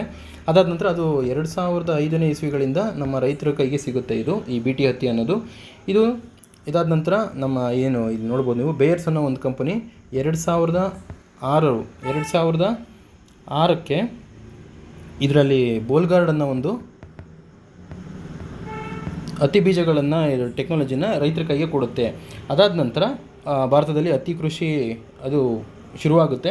ಅದಾದ ನಂತರ ನಾವು ಇದುವರೆಗೂ ಭಾರತದಲ್ಲಿ ಹತ್ತಿಯನ್ನು ಎಷ್ಟು ಮಟ್ಟಕ್ಕೆ ಬೆಳೆದಿದ್ದೀವಿ ಅನ್ನೋದು ನೋಡೋದಾದರೆ, ಕೃಷಿ ಸಚಿವಾಲಯದ ಮಾಹಿತಿ ಪ್ರಕಾರ 2007ಕ್ಕೆ ನಾವು 81% ಹತ್ತಿಯನ್ನು ಏನು GM ಕಾಟನ್ ಏನಿದೆ ಇದನ್ನು ನಾವು ನಮ್ಮ ಹೊಲಗಳಲ್ಲಿ ಬಿತ್ತನೆ ಮಾಡಿಸಿದ್ದೀವಿ. ಮತ್ತು 2011ಕ್ಕೆ ನೋಡೋದಾದರೆ 93% of the GM cotton has been cultivated ಅಂತ ಇದು ಅಫಿಷಿಯಲ್ ಆಗಿ ಕೊಟ್ಟಿರೋಂತಹ ಮಾಹಿತಿ. ಅದಾದ ನಂತರ ಈಗ ನಾವು ಪ್ರೆಸೆಂಟ್ಲಿ ನೋಡೋದಾದರೆ ಚೈನಾ ಹತ್ತಿಯಲ್ಲಿ ಮುಂದೆ ಇದೆ. ನಮ್ಮ ನೆಕ್ಸ್ಟು ಇಂಡಿಯಾ. ಚೈನಾದ್ದು 6423 ಮೆಟ್ರಿಕ್ ಟನ್ ಆದರೆ ನಮ್ಮದು 6162 ಮೆಟ್ರಿಕ್ ಟನ್ನಷ್ಟು ಕಾಟನ್ನು ನಾವು ಪ್ರೊಡಕ್ಷನ್ನ ಮಾಡಿದ್ದೀವಿ. ಹಾಗಾಗಿ ಭಾರತ ಹತ್ತಿನ ಮಾತ್ರ ಏನು ಜೆನೆಟಿಕಲಿ ಮಾಡಿಫೈಡ್ ಆಗಿರತಕ್ಕಂತಹ ಪದಾರ್ಥಗಳನ್ನು ಹತ್ತಿ ಮಾತ್ರನೇ ಬಳಸ್ತಾ ಇದೆ. ಆಲ್ರೆಡಿ ಈಗ ಕೂಗೆದ್ದಿದೆ ಇದಕ್ಕೆ GM ಮಸ್ಟರ್ಡ್ ಸಾಸಿವೆಗೂ ಕೂಡ ಇದರಲ್ಲಿ ಅವಕಾಶ ಕೊಡಬೇಕು, ಮತ್ತು BT ಬದನೆ ಅದಕ್ಕೂ ಕೂಡ ಅವಕಾಶ ಕೊಡಬೇಕು ಅಂತೇಳಿ ಈಗ ಎಲ್ಲ ಕಂಪನಿಗಳ ಲಾಬಿಯಿಂದ ನಡೀತಾ ಇದೆ. ನೀವು ಗಮನಿಸ್ಬೋದು ಇಲ್ಲಿ ಮಾನ್ಸೆಂಟೋ ಮತ್ತು ಬೇಯರ್ ಈ ಎರಡೂ ಕಂಪನಿಗಳನ್ನು ನಾವು ಸುಮಾರು ಕೃಷಿ ರಂಗದಲ್ಲಿ ಗೊತ್ತಿರೋರಿಗೆ ಈ ಎರಡು ಕಂಪನಿಗಳು ತುಂಬಾ ಪ್ರಸಿದ್ಧವಾಗಿರ್ತಕ್ಕಂಥದ್ದು. ಈ ಮಾನ್ಸೆಂಟೋ ಅನ್ನೋ ಕಂಪನಿ ಮತ್ತು ಬೇಯರ್, ಈ ಬೇಯರ್ ಅನ್ನೋ ಕಂಪನಿ 1920ನಲ್ಲಿ, ಫಾರ್ ಯುವರ್ ಕೈಂಡ್ ಇನ್ಫಾರ್ಮೇಷನ್, 1921ನಲ್ಲಿ ಜರ್ಮನಿಲಿ ಸ್ಟಾರ್ಟ್ ಆಗಿದ್ದು. ಅದರಲ್ಲಿ ಜರ್ಮನಿಯಲ್ಲಿ ಆವಾಗ ಇದ್ದಂತಹ ಏನು ಹಿಟ್ಲರ್ ಆ ಟೈಮಲ್ಲಿ ಅವನು ಏನು ಗ್ಯಾಸ್ ಚೇಂಬರು ಆ ಥರ ಎಲ್ಲ ಮಾಡಿ ಯಹೂದಿಯವ್ರನ್ನ ಈ ಥರನ್ನೆಲ್ಲ ಕೊಲ್ತಾ ಇದ್ದ. ಆ ಥರದ ಅವನಿಗೆ ಇದು ಸಪೋರ್ಟಿವ್ ಆಗಿ ಅವನಿಗೆ ಬೇಕಾಗಿದ್ದಂತಹ ಪಾಯ್ಸನಸ್ ಕೆಮಿಕಲ್ಸ್, ಟಾಕ್ಸಿಕ್ಸ್ನ ಇದು ಪ್ರೊಡಕ್ಷನ್ನ ಮಾಡಿ ಕೊಡ್ತಿದ್ದಂತಹ ಒಂದು ಕಂಪನಿ. ಅದಾದ ನಂತರ ಮಾನ್ಸೆಂಟೋ ಅನ್ನೋ ಕಂಪನಿ, ಇದು ಅಮೇರಿಕಾದ ಕಂಪನಿ. ಏನು 1961 to 1970s ತನಕ ನಾವು ಅಮೇರಿಕಾ ಮತ್ತು ವಿಯೆಟ್ನಾಂ ವಾರ್ ಆಯಿತು. ಅದರಲ್ಲಿ ಅಮೇರಿಕಾದ ಸೈನಿಕರು ಅಥವಾ ಯುದ್ಧ ವಿಮಾನಗಳು ವಿಯೆಟ್ನಾಂನ ಮೇಲೆ ದಾಳಿ ಮಾಡ್ತವೆ. ವಿಯೆಟ್ನಾಂಗೆ ಹಲವಾರು ರೀತಿಯ ಅಲ್ಲಿರ್ತಕ್ಕಂಥ ಸೈನಿಕರು ಗೆರಿಲ್ಲಾ ವಾರ್ನ ಮಾಡ್ತಾ ಇರ್ತಾರೆ. ಅಂದರೆ ಕಾಡಲ್ಲಿ ಹುದುಗಿ ಅವ್ರನ್ನ ಬಚ್ಚಿಟ್ಕೊಂಡು ಅಮೆರಿಕದ ಮೇಲೆ ದಾಳಿ ಮಾಡ್ತಾ ಇರ್ತಾರೆ. ಅವ್ರನ್ನೆಲ್ಲ ಹೊರಗೆ ತೆಗಿರಬೇಕು ಅಂತಂದರೆ ಅಲ್ಲಿ ದಟ್ಟವಾದ ಕಾಡಿರುತ್ತೆ. ಹಾಗಾಗಿ ಈ ಮಾನ್ಸೆಂಟೋ ಕಂಪನಿ ವಿಶೇಷವಾದ ಕೆಮಿಕಲ್ನ ಪ್ರೊಡಕ್ಷನ್ ಮಾಡುತ್ತೆ. ಅದ್ರ ಹೆಸರು ಏಜೆಂಟ್ ಆರೆಂಜ್ ಅಂತ. ಅದನ್ನು ಅಮೆರಿಕದ ಸೇನೆ ಕೈಗಿಡುತ್ತೆ. ಅಮೆರಿಕ ಅದನ್ನು ತಂದು ವಿಯೆಟ್ನಾಂ ಕಾಡುಗಳ ಮೇಲೆ ಸುರಿಯುತ್ತೆ. ಕಾಡುಗಳು ಮತ್ತು ಆ ವಿಯೆಟ್ನಾಂ ಭತ್ತ ಗದ್ದೆಗಳ ಮೇಲೆಲ್ಲ ಸುರಿಯುತ್ತೆ. ಅವರ ಪೂರ್ತಿಯಾಗಿ ಆ ಕಾಡುಗಳೆಲ್ಲ ಎಲೆ ಉದುರಿ ಹೋಗಿ ಆ ಭತ್ತದ ಗದ್ದೆಗಳೆಲ್ಲ ಬರಡು ಭೂಮಿಯಾಗಿ ಕನ್ವರ್ಟ್ ಆಗಿ ಅವರಿಗೆ ತಿನ್ನೋಕೆ ಅನ್ನನೂ ಸಿಗದೆ ಅಲ್ಲಿರ್ತಕ್ಕಂಥ ಸೈನಿಕರ ಮೇಲೆ ಆವಾಗ ನಿರಂತರವಾಗಿ ಅಮೆರಿಕ ದಾಳಿ ಮಾಡುತ್ತೆ. ಆ ಯುದ್ಧ ಗೆಲ್ಲೋದಕ್ಕೆ ಕಾರಣ ಈ ಏಜೆಂಟ್ ಆರೆಂಜ್. ಅದ್ರ ಹಿಂದೆ ಇದ್ದಂತಹ ಕಂಪನಿ ಈ ಮಾನ್ಸೆಂಟೋ. ಸೊ ಈ ಮಾನ್ಸೆಂಟೋ ಮತ್ತು ಬೇಯರ್ ಈಗ ಅಂದು ವಿಷಯಗಳನ್ನು ಪ್ರೊಡಕ್ಷನ್ ಮಾಡಿ ಅಮೆರಿಕಕ್ಕೆ ಸಹಾಯ ಮಾಡ್ತು. ಆದರೆ ಮುಂದೆ ಬರ್ತಾ ಇವು ತಾನೇನೋ ಜಗತ್ತಿಗೆ ಸಹಾಯಕ ಮಾಡೋ ಥರ ಒಳ್ಳೆಯ ಇದನ್ನು ನನಗೆ ಸೋಷಿಯಲ್ ರೆಸ್ಪಾನ್ಸಿಬಿಲಿಟಿ ಇದೆ ಅನ್ನೋ ಥರ ಈಗ ಇದು ಬೀಜ ಗೊಬ್ಬರಗಳು ಈ ರೀತಿಯಾಗಿ ಎಲ್ಲ ದೇಶಗಳಿಗೆ MNC ಕಂಪ್ನಿಗಳು ಕಾಲಿಡ್ತಾ ಇದ್ದಾವೆ. ಮುಂದುವರೆದು ನಾವು ನೋಡೋದಾದರೆ ಈ ಟೋಟಲ್ GM ಪ್ರೊಡಕ್ಷನ್ ಏನಿದೆ, ಜೆನೆಟಿಕಲಿ ಮಾಡಿಫೈಡ್ ಆಗಿರ್ತಕ್ಕಂಥದ್ದು USA ಅತಿ ಹೆಚ್ಚಾಗಿದೆ. ಅಲ್ಲಿ ನೋಡ್ಬೋದು maize, soybean, cotton, sugar beet, papaya ಮತ್ತು ಸ್ಕ್ವಾಶ್ ಎಲ್ಲವೂ ಕೂಡ ಇಲ್ಲಿ GM ಅಲ್ಲಿ ಅನುಮೋದನೆಗೊಂಡಿರ್ತಕ್ಕಂಥ ಪದಾರ್ಥಗಳು. ಆದರೆ ಪೆರುಗ್ವೆ ಸೋಯಾಬೀನ್ ಮಾತ್ರ, China cotton, papaya, tomato, sweet pepper ಈ ಪದಾರ್ಥಗಳು. ಕೆನಡಾ ನೋಡ್ಬೋದು. ಹಾಗೆ ಇಂಡಿಯಾ ಕಾಟನ್ ಮಾತ್ರ ಇದೆ. Argentina soybean, maize, cotton. Brazil soybean, maize, cotton. ನೀವೆಲ್ಲದರಲ್ಲೂ ಕಾಮನ್ನಾಗಿ ಗಮನಿಸ್ಬೋದು. ಕಾಟನ್ ಒಂದು ಎಲ್ಲ ದೇಶಗಳಲ್ಲೂ ಕೂಡ ಇರ್ತಕ್ಕಂಥದ್ದು. ಭಾರತದ ಪ್ರಮಾಣ ಏನಿದೆ ಜಾಗತಿಕವಾಗಿ GM ಪ್ರೊಡಕ್ಷನಲ್ಲಿ ಕೇವಲ 11% ಮಾತ್ರ ಇದೆ. ಹಾಗೂ ಕೇವಲ ಕಾಟನ್ ಮಾತ್ರ ಇದೆ. ಇದರಲ್ಲಿ ಕಾಟನ್ಗೆ ಯಾಕೆ ಕೊಟ್ಟರು ಅಂತಂದರೆ, ನಾವೇನು ಹೈಬ್ರಿಡ್ ತಳಿಗಳಲ್ಲಿ ಈ ಬಾಲ್ವರ್ಮ್ಸ್ನ ನೋಡಿದ್ವಲ್ಲ, ಈ ಬಾಲ್ವರ್ಮ್ಸ್ನ ತಡೆಹಿಡಿಯೋದಕ್ಕೋಸ್ಕರ, ಅದರ ಒಬ್ಬಟ್ಟಳವನ್ನು ಕಡಿಮೆ ಮಾಡೋದಕ್ಕೋಸ್ಕರ ನಮ್ಮಲ್ಲೂ ಕೂಡ BT ತಳಿನ ಇಲ್ಲಿ ಪರಿಚಯ ಮಾಡಲಾಯಿತು. ಈ BT ಕಾಟನ್ ಅಂತ ಇದೆಯಲ್ಲ, ಈ BT ಅಂತಂದರೆ ಇದು ಒಂದು ಸಾಯಿಲ್ ಬ್ಯಾಕ್ಟೀರಿಯಾ. ಇದು ಬೆಸಿಲಿಯಸ್ ತೊರೆಂಜಿಯಸ್ ಅಂತ. ಈ ಮಣ್ಣಲ್ಲಿರ್ತಕ್ಕಂತಹ ಈ ಬ್ಯಾಕ್ಟೀರಿಯಾದ ಅದರಲ್ಲಿರ್ತಕ್ಕಂಥ ಜೀನ್ಸ್ ಏನಿದೆ ಅದು ಟಾಕ್ಸಿಕ್ ಇನ್ ನೇಚರ್ ಇದೆ. ಆ ಟಾಕ್ಸಿಕ್ ನೇಚರ್ ಹೊಂದಿರತಕ್ಕಂತಹ ಬ್ಯಾಕ್ಟೀರಿಯಾದ ಜೀನ್ನ ಇವರು ಎಕ್ಸ್ಟ್ರಾಕ್ಟ್ ಮಾಡಿ ಅದನ್ನು ಹತ್ತಿಯಲ್ಲಿ ತುಂಬಿದ್ದಾರೆ. ಇದನ್ನು ಹತ್ತಿ ಒಳಗೆ ತುಂಬಿದ ನಂತರ ಏನಾಗುತ್ತೆ, ಈ ಹತ್ತಿ ಮುಂದೆ ಹೂ ಬಿಟ್ಟು ಅದಕ್ಕೆ ಹೂ ಬಿಡೋಕ್ಕೆ ಮುಂಚೆ ಕಾಯಾಗಿರುತ್ತಲ್ಲ, ಆ ಕಾಯಾಗಿರೋ ಸಂದರ್ಭದಲ್ಲಿ ಏನು ಮುಂಚೆ ಈ ಬಾಲ್ವರ್ಮ್ಸ್ ಇದನ್ನು ಈ ಕಾಯಿನ ಕೊರಿತಾ ಇತ್ತು, ಅದರಲ್ಲಿ ಈಗ ಈ BT ಪದಾರ್ಥ ಇರುತ್ತೆ. ಈ BT ಪದಾರ್ಥ ಇದೊಂದು ವಿಷವಸ್ತು ಆಗಿರೋದ್ರಿಂದ ಇದಕ್ಕೆ ಹುಳಗಳು ತಿನ್ನಲ್ಲ. ಹಾಗಾಗಿ ಈ ಗಿಡ ಬಚಾವಾಗುತ್ತೆ. ಆದರೆ ಇದರ ಸುತ್ತಮುತ್ತ ಇನ್ನೂ ಯಾವುದಾದ್ರೂ ಕಳೆಗಿಡಗಳು ಬೆಳೆಯೋ ಚಾನ್ಸಸ್ ಇರುತ್ತೆ. ಆ ಕಳೆಗಿಡನ ನಿವಾರಣೆ ಮಾಡಬೇಕು ಅಂತಂದರೆ again we have to put some herbicides ಹಾಕಬೇಕಾಗುತ್ತೆ. ಈ ಹರ್ಬಿಸೈಡ್ಸ್ನ ಮತ್ತೆ ಈ ಮಾನ್ಸೆಂಟೋ ಮತ್ತು ಈ ಬಿಯರ್ ಕಂಪನಿಗಳೇ, ನಾವು ಯಾಕಂದರೆ ಅವ್ರ ಹತ್ರನೇ ಬೀಜ ತಗೊಂಡಿರ್ತೀವಿ. ಹಾಗಾಗಿ ಅವರೇ ಕೊಟ್ಟಿರ್ತಕ್ಕಂತಹ ಈ ಸಸ್ಯಗಳಿಗೆ ಅವ್ರದ್ದೇ ಔಷಧಿಗಳನ್ನು ನಾವು ಹೊಡಿಬೇಕಾಗುತ್ತೆ. ಹಾಗಾಗಿ ಆ ಔಷಧಿನ ಹೊಡೆದಾಗ ಆ ಗಿಡ ಮಾತ್ರ ಹತ್ತಿ ಗಿಡ ಬಚಾವಾಗಿ ಸುತ್ತಮುತ್ತ ಇರೋವಂಥ ಏನು ಕಳೆ ಇದೆಯಲ್ಲ, ಆ ಹರ್ಬ್ಸ್ ಎಲ್ಲ ಅವೆಲ್ಲ ಸತ್ತೋಗುತ್ತೆ, ಆ ವೀಡ್ಸ್ ಎಲ್ಲ ಸತ್ತೋಗುತ್ತೆ. So we have to purchase this herbicide from that again Monsanto ಮತ್ತು ಬೇಯರ್ಸ್ ಕಂಪನಿಯಿಂದನೇ ನಾವು ಪರ್ಚೇಸ್ ಮಾಡಬೇಕಾಗುತ್ತೆ. ಹಾಗೆ ಇದರ BT ಜೆನೆಟಿಕಲಿ ಮಾಡಿಫೈಡ್ ಟೆಕ್ನಾಲಜಿಯಿಂದ ಬರ್ತಕ್ಕಂಥ ಈ ಪ್ರಾಡಕ್ಟ್ಸ್ ಇದೆ, ಅದರದ ಪ್ರಾನ್ಸ್ ಮತ್ತು ಕಾನ್ಸ್ನ ನಾವು ನೋಡೋದಾದರೆ, ಅದರದ್ದು ಲಾಭಗಳು ಏನಾಗುತ್ತೆ ನೋಡೋದಾದರೆ, ಇದರಲ್ಲಿ ಪ್ರಮುಖವಾಗಿ ಇದರದ್ದು ಶೆಲ್ಫ್ ಲೈಫು ಜಾಸ್ತಿ ಇರುತ್ತೆ. ಹಾಗೆ ಮತ್ತು ಪ್ರೋಟೀನ್, ಇದರಲ್ಲಿ ಮಿನರಲ್ಸು ಜಾಸ್ತಿ ಇರ್ಬೋದು. ಮತ್ತು ಇದು ಹೈ ಈಲ್ಡನ್ನು ಕೊಡುವಂಥದ್ದಾಗಿರುತ್ತೆ. ಮತ್ತು ಇದರಲ್ಲಿ ಲೋ ಬರ್ಡನ್, ಯಾವುದು ಎಕಾನಮಿಕಲಿ ಇದರಲ್ಲಿ ಜಾಸ್ತಿ ನಮಗೆ ಹೊಡೆತ ಬೀಳಲ್ಲ, ಖರ್ಚಾಗಲ್ಲ. ಸೊ ಇದರ ಕಾನ್ಸ್ನ ನೋಡೋದಾದರೆ ನಾವು, ಇದು ಒಂದೇ ವೆರೈಟಿ ಇರುತ್ತೆ. ನಾವು ಈಗ ಕಂಟಿನ್ಯೂಸ್ ಆಗಿ ಈಗ ಔಷಧಿ ಹೊಡಿತಾ ಇದ್ದರೆ ಆ ವೀಡ್ಸ್ಗೆ, ಅದು ಕೂಡ ನೆಕ್ಸ್ಟು ರೆಸಿಸ್ಟೆನ್ಸ್ನ ಬೆಳೆಸ್ಕೊಳ್ಳೋದಕ್ಕೆ ನಾವು AMR ಅಂತ ನೋಡ್ತೀವಲ್ಲ, ನಮಗೆ ಆ್ಯಂಟಿಮೈಕ್ರೋಬಿಯಲ್ ರೆಸಿಸ್ಟೆನ್ಸ್ ಅಂತ ಹ್ಯೂಮನ್ ಬೀಯಿಂಗ್ಸಲ್ಲಿ, ಅದೇ ರೀತಿಯಾಗಿ ಈ ವೀಡ್ಗೂ ಕೂಡ ರೆಸಿಸ್ಟೆನ್ಸ್ ಜಾಸ್ತಿ ಆಗುತ್ತೆ. ಮತ್ತು ಡೈವರ್ಸಿಟಿ ಏನಿರುತ್ತಲ್ಲ, ಆ ಡೈವರ್ಸಿಟಿ ಇಲ್ಲಿ ಡ್ಯಾಮೇಜ್ ಆಗುತ್ತೆ. ನಂತರ ಅದನ್ನು ಏನು ಅದಕ್ಕೆ ಜೇನುನೊಣಗಳು ಇರ್ತವೆ, ಬೀಸ್ ಇರುತ್ತೆ, ಅದು ಇದಕ್ಕೆ ಬರುತ್ತೆ. ನಾವು ಮತ್ತೆ ಪೆಸ್ಟಿಸೈಡ್ಸು ಮತ್ತು ಹರ್ಬಿಸೈಡ್ಸ್ ನೀವೆಲ್ಲ ಹೊಡಿತೀವಿ, ಅದರಿಂದ ಬೀಸು ಜೇನುಹುಳಗಳು ಸತ್ತೋಗುತ್ತೆ. ನಿಮಗೆ ಗೊತ್ತಿರಲಿ, ನಮಗೆ ಜಾಗತಿಕವಾಗಿ ಅಥವಾ ಏನು 60% ಆಫ್ ದಿ ಏನು ನಮ್ಮ ಫುಡ್ ಪ್ರೊಡಕ್ಷನ್ಸ್ ಏನಿದೆ ನ್ಯಾಚುರಲ್ ಆಗಿ, ಅದೆಲ್ಲದಕ್ಕೂ 60% contribution because of this bees only. ಈ ಜೇನುನೊಣಗಳು ಏನಾದರೂ ಸತ್ತೋದ್ರೆ, ಈ ಭೂಮಿಯಿಂದ ನಾಶವಾದರೆ ಜಗತ್ತು ಹಸಿವಿಂದನೇ ಸತ್ತೋಗುತ್ತೆ. 60% ನಮಗೆ ಆಹಾರ ಉತ್ಪನ್ನಗಳು ಬರ್ತಾ ಇರೋದು ಈ ಬೀಸ್, ಅದೇನು ಪರಾಗಸ್ಪರ್ಶ ಅಂತ ಏನು ನಡೀತಲ್ಲ, ಆ ಒಂದು ಪ್ರಕ್ರಿಯೆಯಿಂದನೇ ನಮಗೆ ಆಹಾರ ಉತ್ಪಾದನೆಗಳು ಆಗ್ತಾ ಇರೋಂಥದ್ದು. ಮತ್ತು ಭಾರತದಲ್ಲಿ laws and rules related to GM crops in India, ಇದನ್ನು ನಾವು ನೋಡೋದಾದರೆ ನಮಗೆ ಭಾರತದಲ್ಲಿ ಈ ಥರದ ಪ್ರಾಡಕ್ಟ್ಗಳನ್ನು ನಿಭಾಯಿಸೋಕ್ಕೆ ಮತ್ತು ನಿಗಾ ವಹಿಸೋದಕ್ಕೆ ಅಂತೇಳಿ ನಾವು ಎನ್ವಿರಾನ್ಮೆಂಟಲ್ ಪ್ರೊಟೆಕ್ಷನ್ ಆ್ಯಕ್ಟ್ 1986 ಪರಿಸರ ಸಂರಕ್ಷಣಾ ಕಾಯ್ದೆ ಏನಿದೆ ಅದ್ರ ಕೆಳಗಡೆ ನಾವು ಈ ರೀತಿಯಾಗಿ ಜೆನೆಟಿಕಲಿ ಮಾಡಿಫೈಡ್ ಆಗಿರೋವಂಥದ್ದನ್ನು ಸರ್ಕಾರದ ವತಿಯಿಂದ ಯಾವುದೇ ಅನುಮೋದನೆ ಪಡೆದೇ ಬೆಳೆದ್ರೆ ಅವನಿಗೆ 5 ವರ್ಷಗಳ ಕಾಲ ತನಕ ಜೈಲು ಶಿಕ್ಷೆ ಇದೆ, ಮತ್ತು 1 ಲಕ್ಷ ರೂಪಾಯಿ ತನಕ ಇವನಿಗೆ ದಂಡನೂ ಕೂಡ ಇದೆ. ಹಾಗೆ ಇದು ಬಿಟ್ಟರೆ ನೆಕ್ಸ್ಟ್ ನಮಗೆ ಸೀಡ್ ಪಾಲಿಸಿ ಅಂತ ಒಂದಿದೆ, ಸರ್ಕಾರದ ಬೀಜ ನೀತಿ ಇದು. ಹಾಗೆ ಇಂಟರ್ನ್ಯಾಷನಲ್ ಲೆವೆಲಲ್ಲಿ ನೋಡೋದಾದರೆ ಕಾರ್ಟಿಜಿನೋ ಪ್ರೋಟೋಕಾಲ್ ಅಂತ ಇದೆ. ಅದರಲ್ಲಿ ಕೂಡ ಯಾವುದೇ ರೀತಿ ಒಂದು ದೇಶದಿಂದ ಇನ್ನೊಂದು ದೇಶಕ್ಕೆ ಮಾಡಿಫೈಡ್ ಆಗಿರೋಂಥ ಆರ್ಗನಿಸಮ್ಸ್ನ ನಾವು without permission of that country ನಾವು ಯಾವುದೇ ರೀತಿ ಎಕ್ಸ್ಪೋರ್ಟ್ ಮಾಡೋಕ್ಕೆ ಸಾಧ್ಯ ಇಲ್ಲ ಅನ್ನೋದನ್ನು ಈ ಕಾರ್ಟಿಜಿನೋ ಇಂಟರ್ನ್ಯಾಷನಲ್ ಪ್ರೋಟೋಕಾಲ್ ಇದನ್ನು ಹೇಳುತ್ತೆ. ಅದು ಬಿಟ್ಟರೆ ನಮಗೆ ಗೈಡ್ಲೈನ್ಸ್ ಅಂತ ಏನು ಲ್ಯಾಬ್ರೋಟ್ರಿಗಳಲ್ಲಿ ಏನು ವರ್ಕ್ ಆಗುತ್ತೆ ಅವರಿಗೆ ಗೈಡ್ಲೈನ್ಸ್ ಆಗಿ ರೀಕಾಂಬಿನೆಂಟ್ DNA ಗೈಡ್ಲೈನ್ಸ್ 1990 ಮಾಡಿರುವಂಥದ್ದು, ಮತ್ತು guidelines for research transgenic crops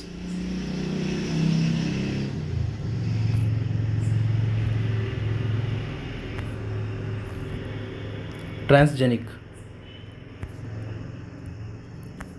1998 ಇದನ್ನು ನಾವು ಕನ್ನಡದಲ್ಲಿ ಕುಲಾಂತರಿ ಬೆಳೆಗಳು ಅಂತಲೂ ಕರಿಬೋದು. ಹಾಗೆ ಇಷ್ಟು ನಮ್ಮಲ್ಲಿ ರೂಲ್ಸ್ ಆ್ಯಂಡ್ ರಿಲೇಟೆಡ್ಸ್ ಇದೆ. ಹಾಗೆ ಸರ್ಕಾರದ ಅನುಮತಿಯನ್ನು ಪಡೆಯದೇ ಇದ್ದವರಿಗೆ ಈ ಜೈಲು ಶಿಕ್ಷೆ ಇವೆಲ್ಲ ಹೇಳಿದೆ. ಮತ್ತು ಸರ್ಕಾರದ ಅನುಮತಿಯನ್ನು ಪಡೆಯುವ ರೀತಿ ಯಾವುದು? ಹಾಗಾಗಿ ಭಾರತ ಸರ್ಕಾರ ಏನು ಮಾಡಿದೆ, GEAC ಅನ್ನೋದನ್ನು ಒಂದು ಕಮಿಟಿನ ಮಾಡಿದೆ. ಇದು ಜೆನೆಟಿಕಲ್ ಇಂಜಿನಿಯರಿಂಗ್ ಅಪ್ರೈಸಿಂಗ್ ಕಮಿಟಿ ಅಂತ. ಇದರಲ್ಲಿ ಸರ್ಕಾರದ ಇದು ಒಂದು ಪ್ರಮುಖ ಮಂಡಳಿಯಾಗಿರುತ್ತೆ, ಸಮಿತಿಯಾಗಿರುತ್ತೆ. ಇದರಲ್ಲಿ ಹೆಡ್ಡು ಬಂದು ಸೆಕ್ರೆಟ್ರಿ ಯಾರು ಅಥವಾ ಅಡಿಷನಲ್ ಸೆಕ್ರೆಟರಿ ಇರ್ತಾರಲ್ಲ, ಮಿನಿಸ್ಟ್ರಿ ಆಫ್ ಫಾರೆಸ್ಟ್ ಕೆಳಗಡೆ ವರ್ಕ್ ಮಾಡೋಂಥ ಒಂದು ಸಮಿತಿ ಇರುತ್ತೆ. ಆ ಸಮಿತಿಯಲ್ಲಿ ಹಲವಾರು ಜನ ಇದರಲ್ಲಿ ಭಾಗಿದಾರರಾಗಿರ್ತಾರೆ. ಮತ್ತು DBT ಡಿಪಾರ್ಟ್ಮೆಂಟ್ ಆಫ್ ಬಯೋಟೆಕ್ನಾಲಜಿ ಅವರು ಕೂಡ ಇದರಲ್ಲಿ ಚೇರ್ಪರ್ಸನ್ ಆಗಿರ್ತಾರೆ. ಇವರು ಯಾವುದೇ ರೀತಿ ದೇಶಕ್ಕೆ ಹೊಸದಾಗಿ ಜೆನೆಟಿಕಲಿ ಮಾಡಿಫೈಡ್ ಆಗಿರ್ತಕ್ಕಂಥ ಯಾವುದೇ ರೀತಿಯ ಬೆಳೆಗಳು ಬರಬೇಕು ಅಂತಂದ್ರೂ ಅದಕ್ಕೆ ಈ ಸಮಿತಿಯಿಂದ ಒಪ್ಪಿಗೆ ಕಡ್ಡಾಯ ಆಗಿರುತ್ತೆ. ಇದಾದ ನಂತರ ಇವರು ತೀರ್ಮಾನ ತೆಗೆದುಕೊಂಡ ನಂತರ ನೆಕ್ಸ್ಟು ಇದನ್ನು ministry of forest and climate ಇದಕ್ಕೆ ಕಳಿಸ್ಕೊಡ್ತಾರೆ. ಫೈನಲ್ ಅಪ್ರೂವಲ್ನ ಮಿನಿಸ್ಟ್ರಿ ಆಫ್ ಫಾರೆಸ್ಟ್ ಇದು ನಮಗೆ ಕೊಡುವಂಥದ್ದು. ಅದಾದ ನಂತರ ನಮ್ಮ ಭಾರತ ಸರ್ಕಾರ ಈ ರೀತಿಯ ಜೆನೆಟಿಕಲಿ ಮಾಡಿಫೈಡ್ ಇದನ್ನು ಬಿಟ್ಟು ಇದಕ್ಕೆ ಕಾಂಟ್ರರಿಯಾಗಿ ನಾವು ಆರ್ಗ್ಯಾನಿಕ್ ಪ್ರಾಡಕ್ಟ್ಸ್ಗಳನ್ನು ಕೂಡ ದೇಶದಲ್ಲಿ ಬೆಳೀತಾ ಇದ್ದಾರೆ ರೈತರು.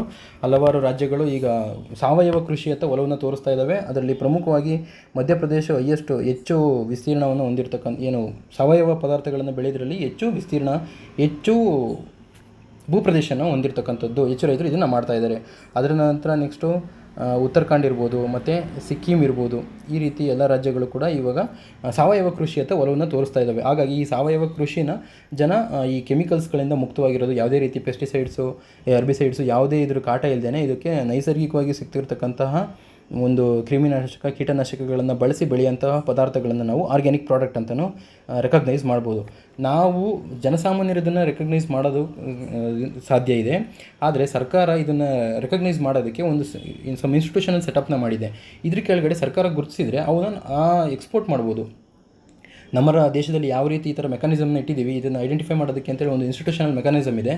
ಇದೇ ರೀತಿ ಫಾರಿನ್ಗಳಲ್ಲೂ ಕೂಡ ಇರುತ್ತೆ. ಇಲ್ಲಿ ಅವರು ಅಗ್ರಿಮೆಂಟ್ ಮಾಡಿರೋದ್ರಿಂದ ನಮ್ಮ ದೇಶದ ಸಂಸ್ಥೆಗಳು ಇದಕ್ಕೆ ಅದೇನು ಲೇಬಲ್ ಹಾಕಿದರೆ ಇದು ಆರ್ಗ್ಯಾನಿಕ್ ಪ್ರಾಡಕ್ಟ್ ಅಂತ, ಆ ದೇಶಗಳು ಕೂಡ ಅದನ್ನು ಅಕ್ಸೆಪ್ಟ್ ಮಾಡ್ತವೆ. ಹಾಗಾಗಿ ಇದು ರೈತರಿಗೂ ಕೂಡ ಉತ್ತೇಜನ ಕೊಡುತ್ತೆ. ನೀವು ಸಾವಯವ ಕೃಷಿಯನ್ನು ಮಾಡಿ ಅಂತ ಮಾಡೋದಕ್ಕೆ ಮತ್ತು ಅವರಿಗೆ ಪ್ರೋತ್ಸಾಹ ಕೊಡೋದಕ್ಕೆ ಹಲವಾರು ರೀತಿಯ ಯೋಜನೆಗಳನ್ನು ಸರ್ಕಾರ ತಂದಿದೆ. ರಾಷ್ಟ್ರೀಯ ಪಾರಂಪರಿಕ ಕೃಷಿ ಯೋಜನೆ ಅನ್ನೋದನ್ನೆಲ್ಲ ಮಾಡಿದೆ. ಅದೇ ರೀತಿ ಈಗ ಆರ್ಗ್ಯಾನಿಕ್ ಪ್ರಾಡಕ್ಟ್ಗಳನ್ನು ಯಾರಾದರೂ ಬೆಳೆದರೆ ಅವರಿಗೆ ಇಂಟರ್ನ್ಯಾಷನಲ್ ರೆಕಗ್ನೈಸೇಷನ್ ಕೊಡೋದು, ಅವ್ರನ್ನ ಪ್ರಮೋಟ್ ಮಾಡೋದು, ಎಕ್ಸ್ಪೋರ್ಟ್ ಮಾಡೋದಕ್ಕೆ ಕೆಲವು ಸಂಸ್ಥೆಗಳನ್ನು ಸರ್ಕಾರ ರಚನೆ ಮಾಡಿದೆ. ನಮಗೀಗ ಪ್ರಸ್ತುತವಾಗಿ 2 ರೀತಿಯಲ್ಲಿ ನಾವು ಆರ್ಗ್ಯಾನಿಕ್ ಪ್ರಾಡಕ್ಟ್ಗಳಿಗೆ ನಾವು ಅದು ಟ್ಯಾಗ್ನ ತೊಗೋಬೋದು. ಅದಕ್ಕೆ ಸಂಸ್ಥೆಗಳು ಕೆಲಸ ಮಾಡ್ತಿರೋದು PGS ಇಂಡಿಯಾ ಅನ್ನೋದು ಒಂದು, ಹಾಗೆ national programme for organic product ಅನ್ನೋದು ಒಂದು. ಇದರಲ್ಲಿ ಇದು 2001 ಇಸ್ವಿಯಿಂದ ಇದು ಕೆಲಸ ಮಾಡ್ತಾಯಿದೆ. ಈ ಏನು ಪಾರ್ಟಿಸಿಪೇಟ್ರಿ ಗ್ಯಾರಂಟಿ ಸಿಸ್ಟಮ್ ಫಾರ್ ಇಂಡಿಯಾ ಅಂತ ಏನಿದೆ ಇಲ್ಲಿ ನೋಡ್ಬೋದು, PGS ಸಿಸ್ಟಮ್ ಅಂತ. ಇದು ಆ ಪ್ರಾಡಕ್ಟ್ನ ಇದು ಡೊಮೆಸ್ಟಿಕಲ್ ಯೂಸಿಗೆ ಮಾತ್ರ, ಮತ್ತು ಇದು ಈ ದೇಶದ ಒಳಗಡೆನೇ ಇರ್ತದ್ದು. ಇದು ಅಗ್ರಿಕಲ್ಚರ್ ಮಿನಿಸ್ಟ್ರಿ ಕೆಳಗಡೆ ಇರುತ್ತೆ, ನೀವು ಗಮನಿಸ್ಬೋದು. ಅಗ್ರಿಕಲ್ಚರ್ ಕೋಆಪರೇಷನ್ ಮಿನಿಸ್ಟ್ರಿ ಕೆಳಗಡೆ ವರ್ಕ್ ಮಾಡೋವಂಥದ್ದು. ಇದು ಈ ಕಡೆ ಕೆಲಸ ಮಾಡೋವಂಥದ್ದು NPOP, ಇದು ಫಾರಿನ್ನಿಗೆ ಎಕ್ಸ್ಪೋರ್ಟ್ ಮಾಡೋವಂಥದ್ದು. ಇದ್ರ ಕೆಳಗಡೆ 2 ಸಂಸ್ಥೆ ಬರುತ್ತೆ, ಅಪೇಡಾ ಅಂತ ಒಂದು, ಹಾಗೆ ಇನ್ನೊಂದು NAB, ನ್ಯಾಷನಲ್ ಅಕ್ರಿಡಿಟೇಷನ್ ಬೋರ್ಡ್ ಅಂತ, ರಾಷ್ಟ್ರೀಯ ಮೌಲ್ಯೀಕರಣ ಬೋರ್ಡ್. ಇದು ಅಪೇಡಾ ಅಂತ. ಇದು ಡೊಮೆಸ್ಟಿಕ್ ಅಗ್ರಿಕಲ್ಚರ್ ಪ್ರಾಡಕ್ಟ್ಸ್ಗೆ, ಅಂದರೆ ದೇಶದ ಒಳಗಡೆನೇ ಇರತಕ್ಕಂಥ ಯಾವುದಾದ್ರೂ ಬೆಲ್ಲ ಆಗಿರ್ಬೋದು, ತೊಗರಿಬೇಳೆ, ಅಕ್ಕಿ, ಈ ರೀತಿಯಾಗಿರೋಕ್ಕೆ ಇದು ಸಾವಯವ ಕೃಷಿ ಅಂತೇಳಿ ಇದು ಸ್ಟಿಕ್ಕರ್ ಕೊಡೋ ಅಂಥದ್ದು, ಅದನ್ನು ರೆಕಗ್ನೈಸ್ ಮಾಡೋ ಅಂಥದ್ದು. ಅವರಿಗೆ ಒಂದು ಸರ್ಟಿಫಿಕೇಟ್ನ ಕೊಡುತ್ತೆ. ಏನು ಇಂಡಿವಿಜುವಲ್ ಆಗಿರ್ಬೋದು, ಆರ್ಗನೈಸೇಷನ್ಸ್ ಆಗಿರ್ಬೋದು, ಏನು ಫಾರ್ಮರ್ ಪ್ರೊಡಕ್ಷನ್ ಆರ್ಗನೈಸೇಷನ್ಸ್ ಇರ್ಬೋದು, ಆ ರೀತಿಯಾಗಿರತಕ್ಕಂಥದ್ದಕ್ಕೆ ಇದು ಸಹಾಯ ಮಾಡುತ್ತೆ. ಹಾಗೆ NPOP ಕೆಳಗಡೆ 2001ರಿಂದ ಆರಂಭ ಆಗಿರ್ತದ್ದು ಅಪೇಡಾ. ಈ ಸಂಸ್ಥೆ ಏನು ಮಾಡುತ್ತೆ, agriculture and processed food products export development authority ಅಂತ, ಇದು 1985ಇಂದ ಇದು ಕಾರ್ಯಾಚರಣೆ ಮಾಡ್ತಾ ಇದೆ. ಇದು ಮಿನಿಸ್ಟ್ರಿ ಆಫ್ ಕಾಮರ್ಸ್ ಕೆಳಗಡೆ ಕೆಲಸ ಮಾಡುವಂಥದ್ದು. ಯಾಕೆ ಅಂತಂದರೆ ಇದು ಸರ್ಟಿಫಿಕೇಟ್ ಕೊಟ್ಟ ತಕ್ಷಣ ಇದನ್ನು ಎಕ್ಸ್ಪೋರ್ಟ್ ಮಾಡುತ್ತೆ. ಎಕ್ಸ್ಪೋರ್ಟ್ ಅಂತಂದರೆ ಅಗೇನ್ ಕಮರ್ಷಿಯಲ್ ಆಗುತ್ತೆ. ಸೊ ಇದು ಕಾಮರ್ಸ್ ಆ್ಯಂಡ್ ಇಂಡಸ್ಟ್ರಿಗೆ ಸಂಬಂಧಪಡುವಂತಹ ಸಂಸ್ಥೆ ಇಲಾಖೆಯ ಕೆಳಗಡೆ ಕೆಲಸ ಮಾಡುತ್ತೆ ಈ ಅಪೇಡಾ. ಇವರು ಐಡೆಂಟಿಫೈ ಮಾಡ್ತಾರೆ, ಈ ಪ್ರಾಡಕ್ಟು ಆರ್ಗ್ಯಾನಿಕ್ ಆಗಿದೆಯಾ, ಯಾವುದಾದ್ರೂ ಜೆನೆಟಿಕಲಿ ಮಾಡಿಫೈಡ್ ಆಗಿದೆಯಾ, ಯಾವ ರೀತಿ ಅಂತಂದರೆ ಆ ರೈತ ಬೆಳೆಯುವಂತಹ ಯಾವುದೇ ಪದಾರ್ಥನ ಆ ರೈತ ಅವನು ಡಾಕ್ಯುಮೆಂಟೇಷನ್ ಮಾಡಬೇಕಾಗುತ್ತೆ. ಯಾವ ಥರ ಬೀಜ ಬಳಸ್ದ, ಯಾವಾಗ ಗೊಬ್ಬರ ಹಾಕ್ದ, ಯಾವುದೇ ರೀತಿ ಗೊಬ್ಬರ ಹಾಕ್ದ, ಮತ್ತು ಇದನ್ನು ಕಟಾವು ಹೇಗೆ ಮಾಡ್ದೆ, ಇದನ್ನು ಸ್ಟೋರೇಜ್ ಹೆಂಗೆ ಮಾಡ್ದೆ, ಪ್ರೊಸೆಸ್ ಹೆಂಗೆ ಮಾಡ್ದೆ, ಹಾಗೇನು ಅವ್ನು ಹೆಂಗೆ ಮಾರ್ಕೆಟಿಗೆ ಇದನ್ನು ಮೂವ್ ಮಾಡ್ತಾ ಇದ್ದಾನೆ, ಇದನ್ನೆಲ್ಲದನ್ನು ಕೂಡ ಆ ರೈತ ಅಥವಾ ಸಂಘ ಸಂಸ್ಥೆಗಳು ಯಾವುವು ಈ ಬೆಳೆನ ಉತ್ಪಾದನೆ ಮಾಡ್ತಾ ಇದ್ದಾವೆ ಅವು ಡಾಕ್ಯುಮೆಂಟೈಸೇಷನ್ ಮಾಡಬೇಕಾಗುತ್ತೆ. ಆ ಡಾಕ್ಯುಮೆಂಟೈಸೇಷನ್ ಹೇಗಿರಬೇಕು ಅಂತಂದರೆ ಇದು ಟ್ರೇಸಬಲ್ ಆಗಿರಬೇಕು. ಯಾವುದೇ ಟೈಮಲ್ಲೂ ಕೂಡ ಈ ಅಪೇಡಾ ಆಗಿರ್ಬೋದು, ಯಾವುದೇ ಸಂಸ್ಥೆಗಳು ಆ ಮಾಹಿತಿನ ಕೇಳಿದರೆ ಅವರಿಗೆ ಕೊಡೋ ಥರ ಇರಬೇಕು. ಹಾಗಾಗಿ ಇದೊಂದು ಎಕ್ಟಿಕ್ ಪ್ರೊಸೆಸ್, ಇದು ಈ ಡಾಕ್ಯುಮೆಂಟೇಷನ್. ಅದು ಬಿಟ್ಟರೆ ನೆಕ್ಸ್ಟು ನ್ಯಾಷನಲ್ ಅಕ್ರಿಡಿಟೇಷನ್ ಬೋರ್ಡ್, ಇದೊಂದು ಮೌಲ್ಯೀಕರಣ. ಹೌದು, ಈ ರೀತಿಯ ಸಂಸ್ಥೆಗಳು ಇದನ್ನು ಮಾಡಿದ್ದಾವೆ. ಈ ರೀತಿಯ ಸಂಸ್ಥೆ, ಇದರಲ್ಲಿ ಆರ್ಗ್ಯಾನಿಕ್ ಪ್ರಾಡಕ್ಟ್ ಇದೆ, ನಾವು ಇದನ್ನು ಚೆಕ್ ಮಾಡಿದ್ದೀವಿ, ಇಂಟರ್ನ್ಯಾಷನಲ್ ಸ್ಟ್ಯಾಂಡರ್ಡ್ ಆರ್ಗನೈಸೇಷನ್ ಪ್ರಕಾರ ಇದು ಸರಿ ಇದೆ ಅನ್ನೋದನ್ನು ಈ ಅಪೇಡಾ ಮತ್ತು NAB ಎರಡೂ ಕೂಡ ಪ್ರಮಾಣೀಕರಿಸ್ತವೆ. ಹಾಗೆ ನಮ್ಮ ದೇಶದಲ್ಲಿ ಕೃಷಿಗೆ ಸಂಬಂಧಪಟ್ಟಿರುವಂತಹ ಯಾವುದೇ ರೀತಿಯ ಸಂಶೋಧನೆಗಳು ಅದಕ್ಕೆ ನಡೀಬೇಕು ಅನ್ನೋದಾದರೆ ICAR, Indian Council for Agriculture Research ಅನ್ನೋದು ಈ ಸಂಸ್ಥೆ 1929ನಲ್ಲಿ ಶುರುವಾಗಿರ್ತಕ್ಕಂಥದ್ದು. ಇದು ದೇಶದ ಸಮಗ್ರ ಕೃಷಿಯ ಮೇಲೆ ಅದಕ್ಕೆ ಟೆಕ್ನಿಕಲ್ ಸಪೋರ್ಟ್ ಆಗಿರ್ಬೋದು ಮತ್ತು ರಿಸರ್ಚ್ ವಿಂಗ್ ಆಗಿ ಇದು ಕೆಲಸ ಮಾಡುತ್ತೆ. ಸೊ ಹಾಗೆ ಮುಂದೆ ಅಪೇಡಾ ಕಮಿಟಿ ಈಗ ಸರ್ಕಾರ ಏನು ಹೇಳಿದೆ, ಇದರ ಪೂರ್ತಿ ತನಿಖೆ ಉಸ್ತುವಾರಿಯನ್ನು ಯುರೋಪ್ಗೆ ಕಳಿಸಿದಂಥ ಅಕ್ಕಿ ಯಾವ ರೀತಿ ಜೆನೆಟಿಕಲಿ ಮಾಡಿಫೈಡ್ ಆಯಿತು, ಆಗಿದೆಯೋ ಇಲ್ಲೋ ಅನ್ನೋದನ್ನು ಪೂರ್ತಿಯಾಗಿ ಈ ಅಪೇಡಾ ಸಂಸ್ಥೆಗೆ ಸರ್ಕಾರ ಜವಾಬ್ದಾರಿ ವಹಿಸಿದೆ. ಸೊ ಹಾಗಾಗಿ ಈ ಪೂರ್ತಿಯಾಗಿ ತನಿಖೆ, ಈ ಅಕ್ಕಿ ಯಾವ ರೀತಿ ಜೆನೆಟಿಕಲಿ ಮಾಡಿಫೈಡ್ ಆಯಿತು, ಮುಂದೆ ಯಾವ ರೀತಿ ಇದು ಪರಿಣಾಮ ಬೀರುತ್ತೆ, ಇದರೆಲ್ಲದರ ಮೇಲೆ ಈ ಅಪೇಡಾ ಮುಂದೆ ತನಿಖಾ ವರದಿಯನ್ನು ಕೊಡುತ್ತೆ. ಹಾಗೆ ನಾವು ದೇಶದಲ್ಲಿ ನೋಡೋದಾದರೆ ನಮ್ಮ ದೇಶದಲ್ಲಿ ನಾವು ಕಾಟನ್ನ ಮಾತ್ರ BT ಕಮರ್ಷಿಯಲ್ ಪರ್ಪಸ್ಸಿಗೆ ಮಾತ್ರ ಕೊಟ್ಟಿದ್ದೀವಿ. ಹಾಗೆ ಇದ್ರ ಹಿಂದೆ BT ಬ್ರಿಂಜಾಲ್ಗೂ ಕೂಡ ಕೂಗಿತ್ತು, ಮತ್ತು ಮಸ್ಟರ್ಡ್ ಸಾಸಿವೆ ಇದಕ್ಕೂ ಕೂಡ BT, ಇದು ಎರಡನ್ನೂ BTಗೆ ಮಾಡಬೇಕು ಅಂತೇಳಿ ರೈತರದ್ದು ಸಂಘಟನೆಗಳಿಂದ ಇತ್ತು. ಆದರೆ BT ಈಗ ಕರ್ನಾಟಕದಲ್ಲಿ GI ಆಗಿರುವಂತಹ ಕರಾವಳಿ ಭಾಗದಲ್ಲಿ ಒಂದು ಬದನೆಕಾಯಿ ತಳಿ ಸಿಗುತ್ತೆ, ಅದನ್ನು ಮಟ್ಟಗುಳ್ಳ ಅಂತ ಕರೀತಾರೆ. ಅದು ಮಟ್ಟಗುಳ್ಳ ಬದನೆಕಾಯಿ ನ್ಯಾಚುರಲ್ ಆಗಿ ಸಿಗೋವಂಥದ್ದು. ಅದಕ್ಕೆ ಇವರು ಮತ್ತೆ ಬೆಸಿಲಸ್ ಥೊರಾಂಜಿಯಮ್ ಇದನ್ನು ಸೇರಿಸಿ ನಾವು ಇನ್ನೊಂದು ರೀತಿಯ ಬದನೆಕಾಯಿ ನಿಮಗೆ ಕೊಡ್ತೀವಿ ಅಂತೇಳಿ ಈ ಮಾನ್ಸೆಂಟೊ ಮತ್ತು ಬೇಯರ್ಸ್ ಕಂಪನಿಗಳು ತುಂಬಾ ಲಾಬಿ ನಡೆಸಿದ್ವು. ಆದರೆ ಸಾರ್ವಜನಿಕರ ಹಿತಾಸಕ್ತಿಯ ಒಂದು ಅರ್ಜಿ ಸಲ್ಲಿಕೆ ಆಯಿತು ಕರ್ನಾಟಕ ಹೈಕೋರ್ಟಲ್ಲಿ. ಆದ್ದರಿಂದ ಈ ಕಂಪನಿ ಇದನ್ನು ಹೊರಗುಳಿತು ಈ ಪ್ಲ್ಯಾನನ್ನು. BT ಮಸ್ಟರ್ಡ್ ಇದನ್ನು ಕೂಡ ಈ ಸಾಸಿವೆನ ಡೆಲ್ಲಿ ಯೂನಿವರ್ಸಿಟಿಯಲ್ಲಿ DMH ಅನ್ನೋ ಒಂದು ತಳಿನ ಅಭಿವೃದ್ಧಿಪಡಿಸಿ ಮಸ್ಟರ್ಡನ್ನು ಇದು ಲಾಂಚ್ ಮಾಡಿದರು. ಸರ್ಕಾರನ GEC ಇದೆಯಲ್ಲ, ಜೆನೆಟಿಕಲ್ ಎಂಜಿನಿಯರಿಂಗ್ ಅಪ್ರೈಸಲ್ ಕಮಿಟಿ, ಇದು ಕೂಡ ಇದನ್ನು 2009ನಲ್ಲಿ ಇದಕ್ಕೆ ಅನುಮೋದನೆ ಕೊಟ್ಟಿತ್ತು, ಎಸ್ ಗೋ ಅಹೆಡ್ ಅಂತ ಹೇಳಿತ್ತು. ಆದರೆ ಫೈನಲ್ ಅಥಾರಿಟಿ ಆಗಿರ್ತಕ್ಕಂಥದ್ದು ಮಿನಿಸ್ಟ್ರಿ ಆಫ್ ಫಾರೆಸ್ಟ್ ಮಿನಿಸ್ಟ್ರಿ ಏನಿದೆ, ಇದಕ್ಕೆ ಮೊರಟೋರಿಯಂ ಹಾಕಿದೆ, ತಡೆ ಒಡ್ಡಿದೆ. 2010ರಿಂದ ಇದನ್ನು ಮಸ್ಟರ್ಡನ್ನ ಬೆಳೆದೇ ಇರೋ ಥರ ನಿಲ್ಲಿಸಿದೆ. ಸೊ ಇದರಲ್ಲಿ ಮಾನವ ಈ ಜನಸಂಖ್ಯೆ ಸ್ಫೋಟ ಆಗ್ತಿದೆ, ಏನು ಪಾಪ್ಯುಲೇಷನ್ ಎಕ್ಸ್ಪ್ಲೋಷನ್ ಆಗ್ತಾ ಇದೆ, ಇದಕ್ಕೆ ತಕ್ಕ ಹಾಗೆ ಫುಡ್ನ ನಾವು ಸಪ್ಲೈ ಮಾಡಬೇಕಾಗುತ್ತೆ. ಈ ಫುಡ್ನ ಸಪ್ಲೈ ಮಾಡೋ ದಾರಿಲಿ ನಾವು ಹಲವಾರು ರೀತಿಯ ತಂತ್ರಜ್ಞಾನಗಳನ್ನು ಬಳಸ್ತಾ ಇದ್ದೀವಿ. ಆ ತಂತ್ರಜ್ಞಾನ ಬಳಸ್ತಾ ಅದಕ್ಕೆ ನಾವು ಅವನ್ನ ಆಹಾರ ಪದಾರ್ಥಗಳನ್ನು ಹೆಚ್ಚು ಆರೋಗ್ಯಕರವಾಗಿ ಮಾಡ್ದೇನೆ ಅವಕ್ಕಿಂತ ಹೆಚ್ಚಾಗಿ ನಾವು ವಿಷ ಸುರಿತಾ ಹೋಗಿ ಲಾಭದ ಉದ್ದೇಶಗಳಿಂದ ನೋಡ್ತಾ ಹೋದರೆ ಇದು ಮನುಕುಲಕ್ಕೆ ಈ ತಂತ್ರಜ್ಞಾನ ಹುಟ್ಟಿದ್ದು ಅದರ ಮೂಲ ಉದ್ದೇಶ ಏನಿದೆ, ಅದರ ಇಂಟೆನ್ಷನ್ ಏನಿದೆ, ಅದೇ ಇಲ್ಲಿ ಫೇಲ್ಯೂರ್ ಆಗೋ ಚಾನ್ಸಸ್ ಇದೆ. ಇದರಿಂದ ನಾವು ಈ ಜೆನೆಟಿಕಲಿ ಮಾಡಿಫೈಡ್ ಟೆಕ್ನಾಲಜಿಗಳಿಂದ ಈಗ ಬಡತನದಲ್ಲಿರ್ತಕ್ಕಂಥ ಆಫ್ರಿಕಾ ದೇಶಗಳು, ಈ ಸಬ್ ಸಹಾರನ್ ಕಂಟ್ರೀಸು, ಈ ಥರದ ದೇಶಗಳಿಗೆ ನಾವು ಹೆಚ್ಚಾಗಿ ಆಹಾರ ಒದಗಿಸ್ಬೋದು, ಅವ್ರನ್ನ ಪ್ರೋಟೀನಾಗಿ ನಾವು ಕೊಡ್ಬೋದು. ಈ ಥರದ ಚರ್ಚೆ ಒಂದು ಕಡೆ ಇದ್ದರೆ, ಇನ್ನು ಈ ಥರದ ಮಾನ್ಸೆಂಟೋ ಮತ್ತು ಬೇರ್ಸ್ ಥರದ ಈ ಥರದ ಕಂಪನಿಗಳು ಭಾರತದಂತಹ ದೊಡ್ಡ ಜನಸಂಖ್ಯೆ ಹೊಂದಿರೋ ರಾಷ್ಟ್ರಗಳಲ್ಲಿ ವಿವಿಧ ರಾಜಕಾರಣಿಗಳ ಮೇಲೆ ಒತ್ತಡ ಇರೋವಂಥದ್ದು ಮತ್ತು ಪ್ರೆಷರ್ ಗ್ರೂಪ್ಸ್ಗಳನ್ನು ಕ್ರಿಯೇಟ್ ಮಾಡಿ ಅದ್ರ ಮೂಲಕ ಅವರಿಗೆ ಸರ್ಕಾರದ ಮೇಲೆ ಒತ್ತಡ ಹಾಕ್ಸೋವಂಥದ್ದು, ಸೈಂಟಿಸ್ಟ್ಗಳ ಮೂಲಕ ಹೇಳಿಸುವಂಥದ್ದು, ಇದೆಲ್ಲನೂ ಕೂಡ ಈ ಮಾನ್ಸೆಂಟೋ ಮತ್ತು ಬೇರ್ಸ್ ಕಂಪನಿಗಳು ಇತರ ಎಲ್ಲ ದೇಶಗಳಲ್ಲೂ ಬಹು ದೊಡ್ಡ ಪ್ರಮಾಣದಲ್ಲಿ ಇವಕ್ಕೆ ಲಂಚಗಳನ್ನ ಕೊಟ್ಟು ಅವೆಲ್ಲ ಮಾಡ್ತಾ ಇದೆ. ಹಾಗೆ ಈ ಮಾನ್ಸೆಂಟೋ ನಮ್ಮ ಕರ್ನಾಟಕದಲ್ಲೂ ಕೂಡ IISc ಏನು ಪ್ರಖ್ಯಾತ ವಿಜ್ಞಾನ ಸಂಸ್ಥೆ ಇದೆ, ಇದರ ಆವರಣದಲ್ಲೂ ಕೂಡ ಇವರು ತಮ್ಮ ಒಂದು ಪ್ರಯೋಗಶಾಲೆಯನ್ನು ತೆರೆದಿದ್ದಾರೆ. ನೋಡಿ ಅವರ ಪ್ರಭಾವಿಗಳಾಗಿದ್ದಾರೆ ಅನ್ನೋದನ್ನು ನಾವು ಇಲ್ಲಿ ಗಮನಿಸ್ಬೋದು. ಹಾಗೆ ಹರಿಯಾಣ ಭಾಗದಲ್ಲಿ ಕಳೆದ ವರ್ಷ ರೈತರು BT ಬದನೆಕಾಯಿನ, BT ಹತ್ತಿಯನ್ನು, BT ಮೆಕ್ಕೆಜೋಳ, ಮೈಸ್ ಇವನ್ನೆಲ್ಲವನ್ನು ಬೆಳಿತೀವಿ ಅಂತೇಳಿ ಬೆಳೆದ್ರು. ಅವರಿಗೆ ಸರ್ಕಾರ ಯಾವ ರೀತಿ ಸಿಕ್ತು ಅನ್ನೋದನ್ನು ಕೂಡ ತನಿಖೆ ಮಾಡ್ತು. ಆದರೆ ಅವರಿಗೆಲ್ಲ ಯಾವ ರೀತಿ ಸಿಗ್ತಾ ಇದೆ ಅನ್ನೋದನ್ನು ಸಂಪೂರ್ಣವಾಗಿ ಇನ್ನೂ ಗೊತ್ತಾಗಿಲ್ಲ. ಅದಾದ ನಂತರ ಹರಿಯಾಣದಲ್ಲಿ BT ಬದನೆಕಾಯಿನ ಸುಮಾರು ಪ್ರಮಾಣದಲ್ಲಿ ರೈತರು ಬೆಳೆದ್ರು. ಅದಾದ ನಂತರ ಸರ್ಕಾರ ಅಧಿಕಾರಿಗಳಿಗೆ ಹೇಳಿ ಅದನ್ನೆಲ್ಲವನ್ನು ಕೂಡ ಬೇರೆ ಸಮೇತ ಅವನ್ನ ಕಿತ್ತಾಕಿಸ್ತು, ರೈತರಿಗೆ ಅದನ್ನು ಸಿಗದೇ ಇರೋ ಥರ ಮಾಡ್ತು, ಮತ್ತು ಆ ಪ್ರಾಡಕ್ಟ್ಗಳು ಮಾರ್ಕೆಟಿಗೆ ಬರದೇ ಇರೋ ಥರನೂ ಕೂಡ ತಡೆ ಒಡ್ಡಿತು. ಹಾಗಾಗಿ ಸರ್ಕಾರ ಒಂದು ಕಡೆ ರೈತ ವರ್ಗ, ಇನ್ನೊಂದು ಕಡೆ ಸಾಮಾನ್ಯ ಜನ, ಇನ್ನೊಂದು ಕಡೆ ಬಲಾಢ್ಯ ಕಂಪನಿಗಳು, ಈ ಲಾಬಿ ಮಾಡೋಂಥ ಕಂಪನಿಗಳು, ಒಟ್ಟಾರೆಯಾಗಿ ಈ ಎಲ್ಲ ಇದೊಂದು ವಿಮ್ಸಿಕಲ್ ಸರ್ಕಲ್, ಏನು ಒಂದು ವಿಷವರ್ತುಲ ಇದೆ, ಅದರಿಂದ ಮುಕ್ತವಾಗಿ ಎಲ್ಲರಿಗೂ ಆಹಾರ ಸಿಗಬೇಕು. ಆ ಆಹಾರಗಳಲ್ಲಿ ಯಾವುದೇ ರೀತಿಯ ವಿಷ ಪದಾರ್ಥಗಳು ಇಲ್ಲದೆ ಮನುಕುಲಕ್ಕೆ ಎಲ್ಲರೂ ಯೋಚನೆ ಮಾಡಿ ಮನುಕುಲದ ಒಳಿತಿಗಾಗಿ ಮಾಡುವಂಥ ಯೋಜನೆಗಳು ಸರ್ಕಾರನೂ ಜಾರಿಗೆ ತರಲಿ. ಅದೇ ರೀತಿಯಾಗಿ ಕಂಪನಿಗಳು ಕೂಡ ಈ ದಿಸೆಯಲ್ಲಿ ಯೋಚನೆ ಮಾಡಲಿ ಅಂತೇಳಿ ನಾವು ಕೂಡ ಆಶಿಸೋಣ. Thank you.